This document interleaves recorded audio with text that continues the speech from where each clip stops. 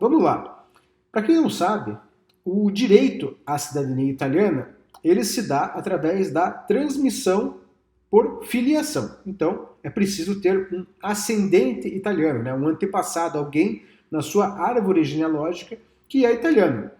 Mas será que isso basta? Será que ter um ascendente italiano é o suficiente para que você tenha a cidadania italiana? O sobrenome italiano, ele é suficiente? Será mesmo que você que tem o sobrenome possui o direito à cidadania italiana?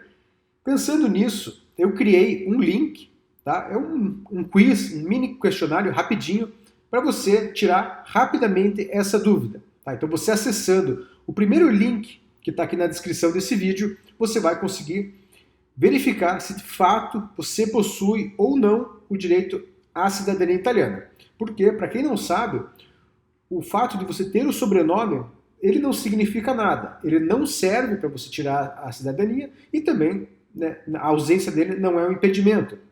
O sobrenome, ele é só uma referência. Como eu falei, a cidadania ela se dá por filiação. E existem alguns casos que geram impedimento nessa filiação. Então, nesse quiz que eu elaborei, esse sisteminha, você vai respondendo as perguntas, são poucas perguntas, e ali você já mata a charada se tem de fato o direito à cidadania, se não tem o direito ou se ainda precisa recorrer a um outro artifício, como por exemplo a via de reconhecimento judicial, que é feita via tribunal na Itália. Mas falando especificamente sobre esse direito, né, esse direito ao reconhecimento da cidadania, independente se você vai responder esse quiz ou não, eu vou aqui explicar para as pessoas que não sabem como funciona exatamente qual é a questão da filiação e quando a pessoa tem direito e quando ela não tem direito, porque isso envolve mais ou menos 4 critérios principais. Então eu criei aqui uma árvore genealógica da família Bianchi. Família Bianchi é o seguinte: o Matteo nasceu na Itália em 1900 e a Rosa também nasceu na Itália em 1900. Né? Os dois italianos, filhos de pais italianos, se casaram e vieram para o Brasil. Então, eles vieram para o Brasil e tiveram a sua primeira filha, a Maria, em 1920, após o casamento. A Maria automaticamente recebe a cidadania italiana por filiação, porque ela é filha de pais italianos, certo? Dentro de um casamento. Então, automaticamente, a Maria ela é uma cidadã italiana.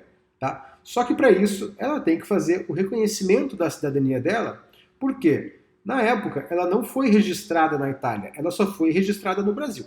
Mas a Maria não fez isso. Então, a Maria possui o direito à cidadania italiana, mas ela não é de fato uma cidadã. Agora, do outro lado, o Matteo e a Rosa, eles tiveram o filho Pietro em 1924. Só que, antes do nascimento do Pietro, os pais, eles se naturalizaram como brasileiros. Independente de qual foi a motivação, eles foram naturalizados em 1922. Ou seja, quando o Pietro nasceu em 1924, ele não era filho de italianos, ele era filho de brasileiros. Por quê? Nessa época aqui, quando você fazia uma naturalização para outro país, você perdia, você renunciava à cidadania italiana. Então, o Matteo e a Rosa, no ato da naturalização, deixaram de ser italianos. E aí, o que acontece é que o Pietro e toda a sua linha de transmissão, todos os seus filhos, a Camila, o Pedro e o Paulo, nenhum deles é cidadão italiano, nenhum deles tem o direito à cidadania italiana. Nesse caso, quando há uma naturalização antes do nascimento do filho, não há o que ser feito. Tá? Essas pessoas aqui não têm direito à cidadania italiana de modo algum. Do outro lado da família, então, a Maria, que nasceu antes da naturalização dos pais, ela permanece com o direito à cidadania. E aí, a Maria conheceu o Armando e eles se casaram e tiveram filhos. Tá? E aí, o primeiro filho do casal é o Rafael, que nasceu em 1947. e logo no ano seguinte nasceu a Rafaela, em 1948. O que acontece é que antes de 1948, a mulher ela não transmitia a cidadania italiana para os seus filhos. Ou seja, quando Rafael nasceu, em 1947, ele não tinha direito à cidadania italiana. Ele não recebia da mãe essa cidadania. Se o pai, Armando, fosse italiano, ele teria recebido, mas o Armando era brasileiro. Então, ele não recebeu a cidadania italiana. Porém, o que acontece é que hoje, atualmente, é possível entrar com o pedido pela via judicial. Então, o Rafael e os seus descendentes, eles podem solicitar a cidadania italiana pela via judicial, porque hoje, através desse método, é possível obter o reconhecimento. O sistema legal judiciário entende que isso é uma questão discriminatória e que a mulher deveria sim transmitir a cidadania. Então, o Rafael e a sua prole, os seus filhos, eles só conseguem fazer o reconhecimento via judicial. Do outro lado, a Rafaela, que nasceu em 1948, né? Então a legislação italiana ela mudou no dia 1º de janeiro de 1948. A partir desse dia, os filhos de mulheres automaticamente recebiam também o direito à cidadania italiana. Então a Rafaela, ela também tem o direito ao reconhecimento da cidadania pela sua mãe e pelo seu avô, o Mateu. E aí, a Rafaela conheceu o Fábio, brasileiro, e eles tiveram uma filha, a Amanda, em 1973. E aí, o casal ficou junto e veio a se casar em 1980, e alguns anos depois teve o Luiz, em 1983, Luiz, filho, fruto de um casamento. A Amanda não é fruto de um casamento, ela nasceu fora do casamento. O que acontece é que a legislação italiana prevê que o filho legítimo é aquele nascido dentro de um casamento. Esse filho automaticamente recebe a filiação e, por consequência, também recebe o direito à cidadania italiana. Então, nesse caso, o Luiz ele tem o direito à cidadania italiana normalmente. Ele pode solicitar o reconhecimento iuris sanguinis diretamente pela sua mãe Rafaela, pela sua avó Maria, que vai chegar no seu bisavô Mateu, quem é que lhe transmite a cidadania italiana. A Amanda, por sua vez, ela vai ter que olhar a certidão de nascimento dela. Na certidão de nascimento dela tem que constar que a Rafaela, a sua mãe, é quem declarou o nascimento dela. Por quê? Se a Rafaela não for a pessoa responsável que declarou o seu nascimento, ela não tem o direito à cidadania italiana, porque ela não é considerada uma filha legítima, nasceu fora do casamento, e o genitor italiano, que é a Rafaela, não declarou esse nascimento. Então é como se essa filha não tivesse, ela não tem o direito ao reconhecimento da cidadania italiana, pois ela não é uma filha legitimada pelo genitor italiano. Nesse caso que foge à regra, nem sempre tudo está perdido. Tá? Então, esses casos, quando alguma situação foge à regra, você deve procurar um especialista, fazer uma análise da sua documentação e verificar se existe de fato o direito ou se ele foi perdido. Então, é interessante analisar essa árvore genealógica para você entender que muitas vezes irmãos não possuem o mesmo direito, né, que é esse caso aqui.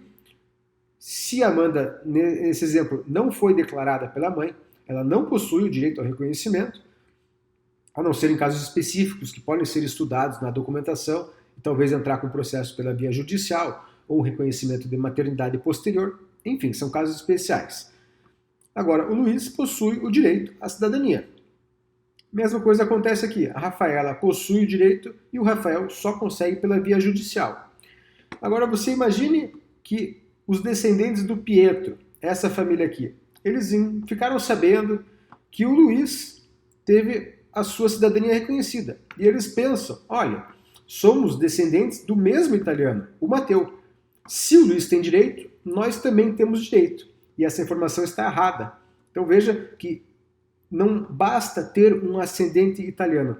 Existem algumas premissas que devem ser cumpridas. E também existe um outro caso, que é o caso da família Rossi, aqui no nosso exemplo. Então veja bem, é uma família com uma composição muito parecida, né? Só que no caso, o antenato italiano, o Luca, ele era da região de Trento. E Trento é a parte nordeste, lá em cima na Itália, bem na pontinha, fronteira com a Áustria. Na época em que o Luca nasceu e veio para o Brasil, essa região não fazia parte do território italiano. Hoje ela faz, mas na época ela fazia parte da Áustria, né? Na verdade era o Império Austro-Húngaro, que é uma mescla de Áustria com Hungria. Então o Luca, ele não é um italiano, ele nunca foi italiano. E por isso a sua família não possui o direito ao reconhecimento da cidadania, pois ele não é italiano. Agora, hoje atualmente existe uma situação especial que pode ser estudada, é uma situação bem rara, que é para esse pessoal que é descendente do Círculo Trentino, que é esse pessoal que veio da Itália, mas que na verdade não era Itália, era parte da Hungria, da Austro-Húngara, né? Áustria e Hungria juntos. Então, esse aqui é um outro caso mais específico ainda, ele é bem menos comum porque é uma região pequena, mas também, via de regra, essas pessoas não possuem o direito à cidadania italiana. Então, para concluir, espero que você tenha entendido essas questões para fazer a validação, para verificar se de fato você possui o direito ou se você se encaixa em alguma dessas situações que há o impedimento da cidadania. Eu vou lembrar vocês que tem um link aqui abaixo, é só você clicar, é bem fácil o preenchimento, são perguntas objetivas, é só marcar a resposta e ao final você vai saber se você possui ou não o direito ao reconhecimento da cidadania e, em alguns casos, se for apenas pela via judicial, também será informado a você qual é o seu caso. Beleza? Galera, valeu! Eu queria pedir a contribuição de vocês para saber o conteúdo do próximo vídeo. Como eu falei, essa aqui é uma série que eu vou fazer respondendo várias perguntas que vão sendo colocadas. Então, se você tiver alguma pergunta, pode deixar aqui no espaço abaixo, que eu vou fazer um vídeo respondendo as perguntas. E além disso, também quero saber qual o conteúdo para o próximo vídeo. O que você acha que é pertinente eu trazer para o próximo vídeo? Então eu tenho aqui algumas sugestões que seriam montagem de pasta, a montagem da pasta das certidões. A segunda sugestão, retificação de registros de certidões, como proceder, quando proceder, ou ainda como funciona uma análise do pacote de certidões, o que deve ser feito, o que deve ser analisado. Comparativo das vias, então qual a melhor via para você entrar, qual o seu caso específico, será que você entra via Itália, via judicial, via consulado, enfim, qual a via ideal para o seu caso? Ou ainda, a questão da escolha do comune, muita gente se bate, né, nesse momento, que é um momento definitivo, você escolheu o comune onde você vai fazer o processo, se você escolher pela via presencial na Itália.